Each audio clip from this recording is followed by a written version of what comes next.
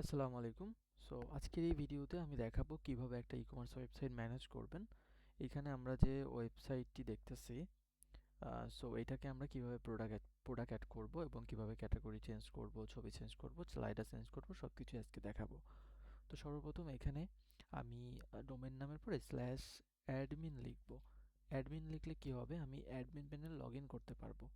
Admin প্যানেলে log in করে কিন্তু প্রোডাক্ট সব কিছু ম্যানেজ করা যাবে।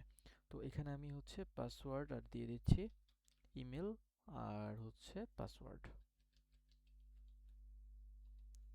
দিয়ে লগ ইনে ক্লিক করলে ড্যাশবোর্ড ওপেন হয়েছে।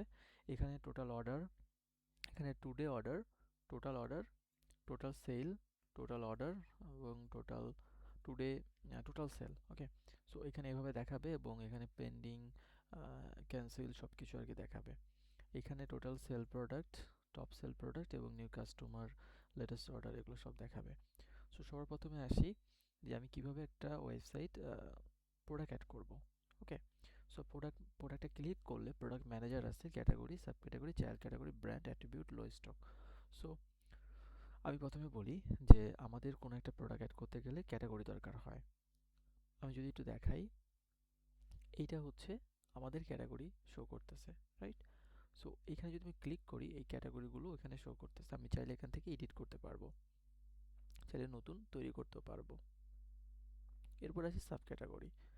আমরা এখানে সাব ক্যাটাগরি তৈরি করতে পারবো, যেটা প্রোডাক্টে সিলেক্ট করে দিলে ওই সাব ক্যাটাগরি অনুযায়ী ওই সাব ক্যাটাগরি অনুযায়ী প্রোডাক্ট কিন্তু শো করবে।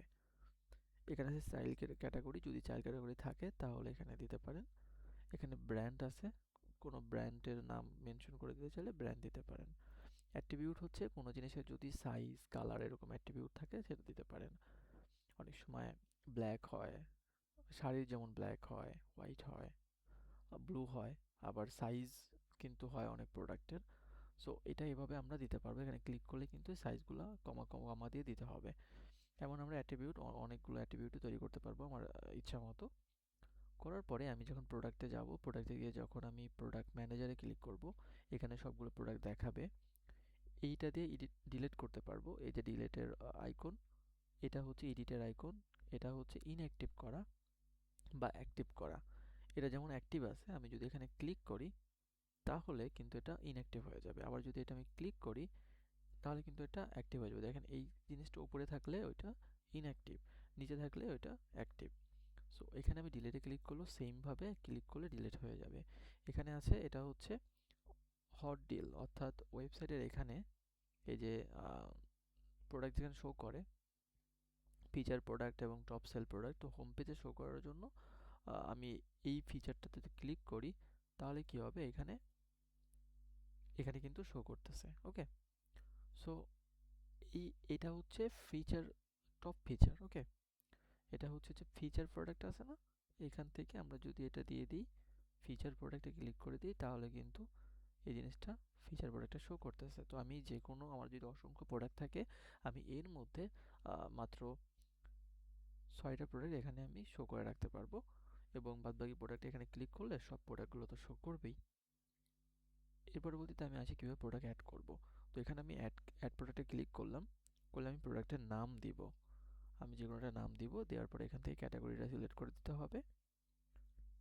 সিলেক্ট করার পরে এখান থেকে আমি সাব ক্যাটাগরি যদি থাকে তাহলে এটা শো করবে, আপনি সিলেক্ট করতে পারেন।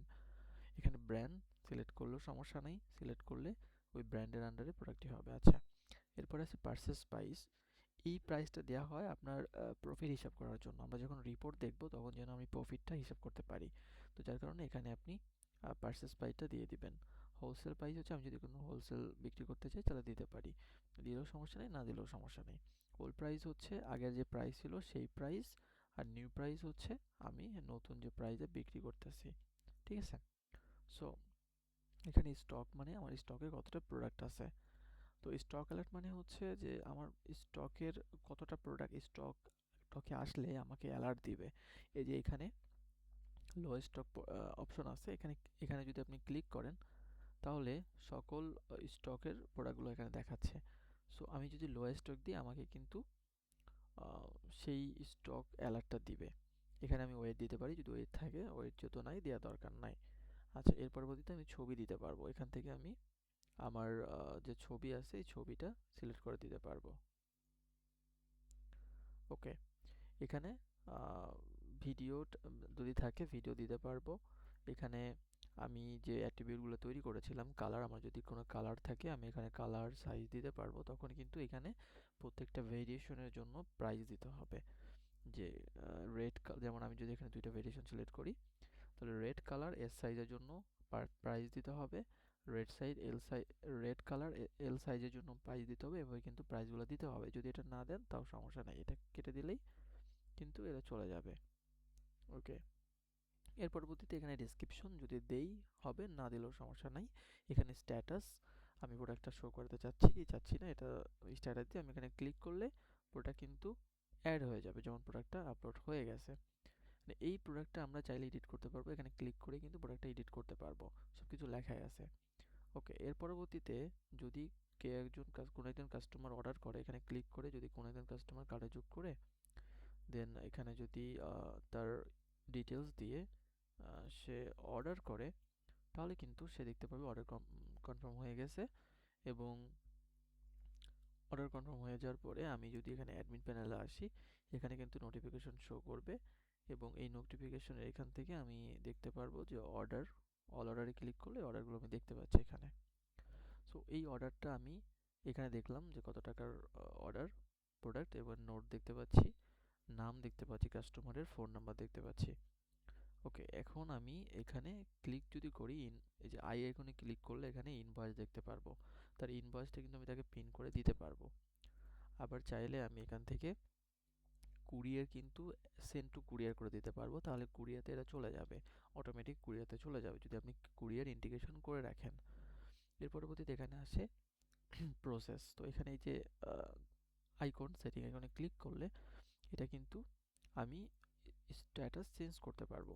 ওকে, স্ট্যাটাস চেঞ্জ করতে পারবো এবং আমি এখানে কাস্টমার ইনফরমেশনও কিন্তু এডিট করতে পারবো। এর পরবর্তীতে আসি যে আমাদের ডেলিভারি চার্জটা থাকে ঢাকার ভিতরে, ঢাকার বাইরে, এটা আমি কিভাবে অ্যাড করব, কিংবা কিভাবে আমি এটা পরিবর্তন করব।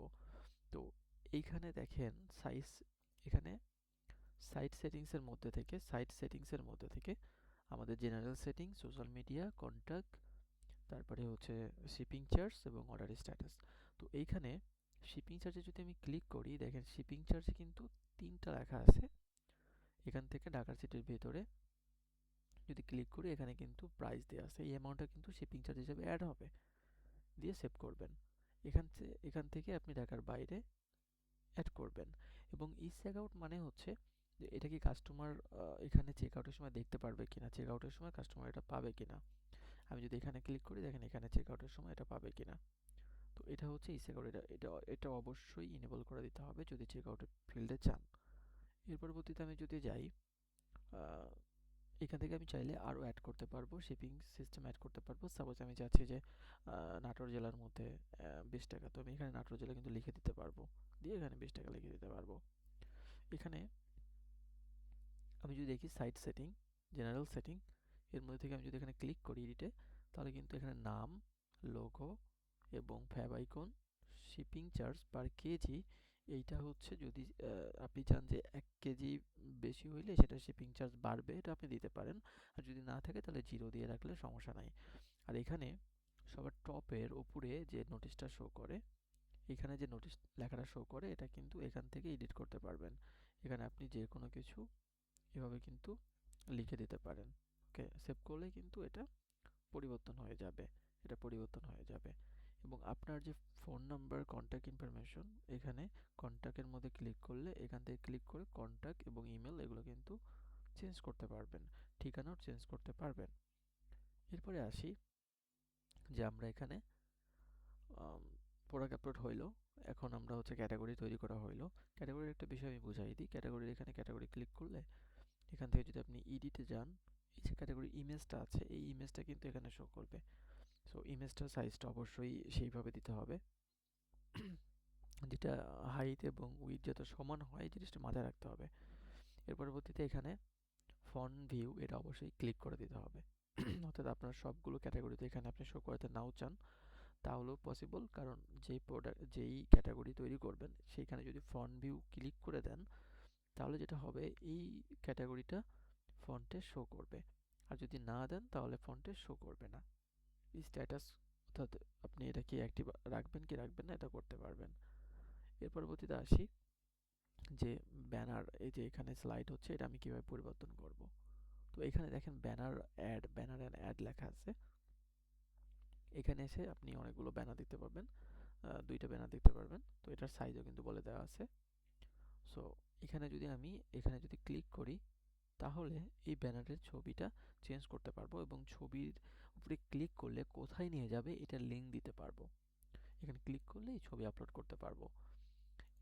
এর পরবর্তীতে আপনি যদি চান নতুন কোনো ব্যানার তৈরি করতে তাহলে কিন্তু এখানে কিতে ক্লিক করলেই আমি এখানে লিঙ্ক দিতে পারবো। তারপরে হচ্ছে এখানে থেকে আমাকে জাস্ট স্লাইডার সিলেক্ট করে দিতে হবে। ওকে, এখানে আমাকে জাস্ট স্লাইডার সিলেক্ট করে দিতে হবে। এখানে ছবি অ্যাড করলে কিন্তু জিনিসটা সেভ করব, তখন আমার এটা এখানে শো করবে। আমি চাইলে এখানে অনেকগুলো দিয়ে দিতে পারবো, কোনো সমস্যা নেই। তো এরপরে যেটা দেখি যে পিক্সেল ম্যানেজার, এখানে যদি আপনি ক্লিক করেন মার্কেটিংয়ের মধ্যে তাহলে আপনি কিন্তু পিক্সেল কানেক্ট করতে পারবেন। আপনি চাইলে একাধিক পিক্সেলও কানেক্ট করতে পারবেন। ট্যাগ ম্যানেজারের মাধ্যমে ট্যাগ ম্যানেজারও কানেক্ট করতে পারবেন। সবচেয়ে ইম্পর্টেন্ট হচ্ছে রিপোর্টের মধ্যে স্টক রিপোর্টে যদি দেখি এখানে আপনার স্টক ভ্যালু এবং টোটাল স্টক এগুলো দেখাবে, যার মাধ্যমে আপনি অ্যানালাইসিস করতে পারবেন আপনার স্টকে কত টাকার প্রোডাক্ট আছে এবং কত টাকার কী আছে সব কিছু আপনি এখান থেকে বের করতে পারবেন। ওকে, এর পরবর্তীতে আপনি যদি এখানে সেলসে যান, সেলসে গিয়ে দেখবেন এখানে আপনার সেলস রিপোর্ট থাকবে, অর্থাৎ আপনার কতটা প্রোডাক্ট বিক্রি হয়েছে সবগুলো কিন্তু এখানে সেল শো করবে, এখানে প্রফিটও শো করবে। সো আইপি ব্লক হচ্ছে কি যে আপনার যদি কোনো একটা আইপিতে স্প্যাম করে সেটা আপনি এখান থেকে ব্লক করে রাখতে পারবেন। তো এই হলো মোটামুটি জিনিস। এবং কাস্টমারের এখানে আপনি কাস্টমার দেখতে পারবেন।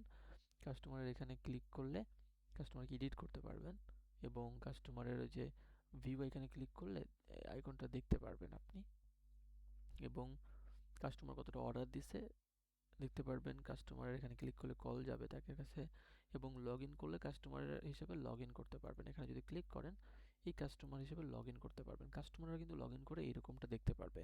কাস্টমার যদি কখনো ওয়েবসাইটে লগ ইন করে অ্যাকাউন্ট করে, এখানে যেমন রেজিস্ট্রেশন সিস্টেম আছে, এখানে যদি অ্যাকাউন্ট করে তাহলে কিন্তু কাস্টমাররা ওরকম ড্যাশবোর্ড দেখতে পারবে। আচ্ছা, এই হলো বিষয় যে এটা হচ্ছে ড্যাশবোর্ড। অর্ডারের মধ্যে অর্ডারগুলো আছে এবং এখানে প্রোডাক্টের মধ্যে প্রোডাক্ট ম্যানেজমেন্ট আছে। এখানে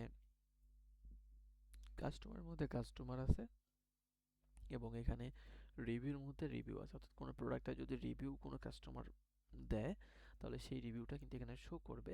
তারপরে আপনি সেইটা অ্যানালাইসিস করে সেটা যদি আপনি ক্লিক করে অ্যাপ্রুভ করে দেন তাহলে কিন্তু সেইটা ফন্টিনটা শো করবে, তাছাড়া শো করবে না। এখানে অল রিভিউ আছে। এখানে আপনি যদি ক্রিয়েট নিউ করেন আপনি নিজেও একটা রিভিউ তৈরি করতে পারবেন। আপনি প্রোডাক্ট সিলেক্ট করবেন সর্বপ্রথম, তারপরে কাস্টমার সিলেক্ট করবেন, তারপরে হচ্ছে আপনি রেটিং দিবেন, রিভিউ দিয়ে সেভ করতে পারবেন। ওকে, এই যে এখানে যেমন আমি যদি দেখি এই যে অনেক ভালো মানের প্রোডাক্ট লেখা আছে, তো আপনি চাইলে এরকমভাবে অ্যাড করতে পারবেন। আপনি যদি এখানে শো করেন তাহলে কিন্তু শো করবে, তা না হলে এটা শো করবে না। ওকে, এখানে অ্যাকাউন্টের মধ্যে আপনি যদি কাউকে পারমিশন দিতে চান, আপনার যে এখানে অ্যাডমিন প্যানেলে লগ ইন ডিটেলস কাউকে যদি দিতে চান তাহলে এখানে একটা অ্যাকাউন্ট করে দিবেন, তাহলে সে লগ ইন করতে পারবে পারমিশন দিয়ে। ওকে, তো এই হচ্ছে মোটামুটি কাজ। এবং ইন্টিগ্রেশনের মধ্যে আপনি এখান থেকে পেমেন্ট মেথড এবং এসএমএস যদি চান কাস্টমারকে এসএমএস পাঠাইতে তাহলে এসএমএস ইনক্লুড করা যাবে। কুরিয়ার চাইলে কুরিয়ার কিন্তু এখানে অ্যাড করতে পারবেন। ঠিক আছে, সো এই হচ্ছে ওয়েবসাইট মেইনটেনেন্স। খুব কঠিন কিছু না, প্রত্যেকটা জিনিস সুন্দর করে লেখাই আছে। আপনি জাস্ট হচ্ছে এখানে কিছু দেখলেই বুঝতে পারবেন।